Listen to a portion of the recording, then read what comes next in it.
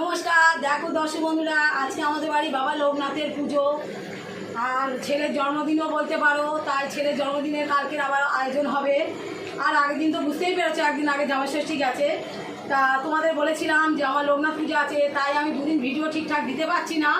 এই জামাই ষষ্ঠী, লোকনাথ পুজো, ছেলের জন্মদিন, এই অনুষ্ঠানগুলোর জন্য অবশ্যই আবার দেবো যেমন দিতাম। তা আজকে দেখো আমার সব ওখানে 6-7 রকম ভাজা হয়ে গেছে বাবা লোকনাথে, আর 2 হাঁড়ি খিচুড়ি হয়ে গেছে। আর এখানে এই যে চচ্চড়ি হচ্ছে, মানে মধ্যে শাক, মূলো টুলো দিয়ে, বটবটি দিয়ে, বিভিন্ন সবজি দিয়ে।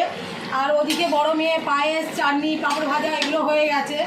আর এদিকে ঘরেতে ঠাকুরকে একটু দেখাও, ঘরের মধ্যে ঠাকুরের ফল প্রসাদ এমনি সব কিছু হয়ে গেছে লোকনাথে একটু দেখিয়ে দাও, দর্শক বন্ধুরা একটু দর্শন করুক। তা দেখো দর্শক বন্ধুরা, আমার বাড়িতে এই লোকনাথ একমাত্র এই বড় মেয়েই ওই মানে তুলেছিল যে আমি লোকনাথ পুজো করব। তা সেই উপলক্ষে থেকে পুজো হয়ে যাচ্ছে অনেক বছর ধরে। তা এখন দেখো লোকনাথকে কেমন লাগছে, ছোটো মেয়ে ছেলে মিলিয়ে সাজিয়েছে, ফলমূল কাটা হয়ে গেছে, শুধু পুজোর অপেক্ষা। একটু দেখিয়ে দাও দর্শক বন্ধুদের।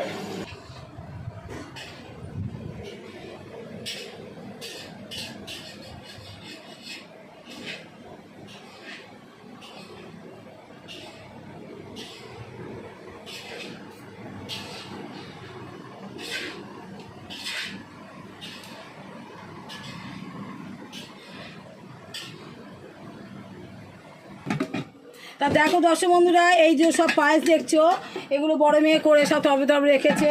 আর এদিকে এই যে চাটনি হচ্ছে আমের চাটনি, আর আছে একটু পর থেকে প্রচুর লোকজন আসবে, তারা প্রত্যেকে খাবে আর বাড়ির জন্য নিয়ে যাবে আর পেট ভরে খেয়ে যাবে বসে।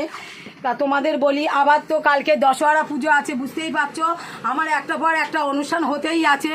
তা তোমরা কিছু মনে করো না দর্শক বন্ধুরা, তোমরা এইটুকুনি আমাকে একটু মনে করো যে আমি এই কারণের জন্য এত অনুষ্ঠান, তাই 2 দিন 3 দিন ঠিক মতন ভিডিও ছাড়তে পারিনি। আবার যেমন ছাড়তাম তেমন ছাড়বো। মানুষের তো সুবিধা অসুবিধা আছে নাকি, সেটা আপনাদেরও একটু শুনতে হবে, আমাদেরকে একটু বুঝতে হবে। নমস্কার, রাখছি। সবাই খুব ভালো থাকবেন। আর আশা করি লোকনাথ ঠাকুর আপনাদের সবাই মঙ্গল করুক। পারলে সবাই আমার ঠাকুরকে দর্শন করেছেন, প্রণাম করুন।